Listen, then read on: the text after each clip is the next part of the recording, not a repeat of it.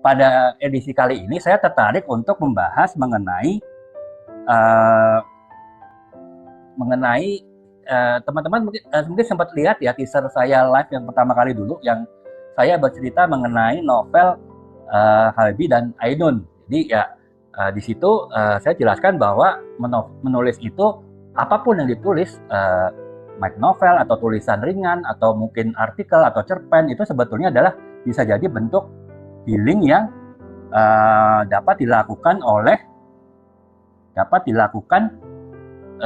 oleh seorang yang menulis, dan dia bisa healing dalam arti dia bisa melakukan proses penyembuhan ataupun terapi emosi, terapi kejiwaan diri sendiri dengan menulis gitu. Dan itu sudah terbukti ya, termasuk pengalaman Bapak almarhum B.J. Habibie yang ketika dalam kesedihan yang mendalam ketika menghadapi wafatnya Ibu Ainun, kemudian disarankan menulis itu dapat kembali ke kondisi emosi yang stabil seperti semula ya, dimana sebelumnya bahkan ada saran ekstrim dari tim dokter untuk memasukkan beliau ke rumah sakit jiwa atau ditangani oleh tim dokter yang kompeten di Jerman gitu. Dan itu semua akhirnya tidak perlu dilakukan karena hanya dengan menulis beliau bisa healing, menyembuhkan emosi jiwa hatinya dengan baik, sehingga beliau juga dapat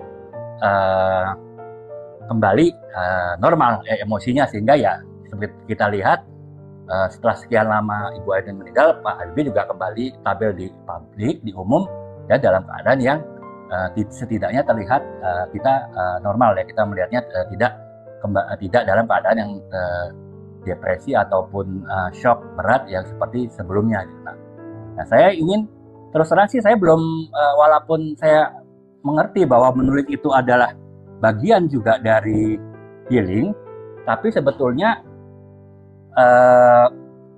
saya belum pernah membaca sih buku tentang healing. Saya cuma berusaha berpikir kenapa sih menulis itu bagian dari healing juga gitu ya. Paling saya coba baca artikel-artikel di internet gitu ya mengenai healing itu apa dan gimana relevansinya ataupun korelasinya dengan ketika kita akan menulis gitu. Nah, saya sempat baca artikel mengenai healing, yaitu healing itu sebetulnya adalah proses.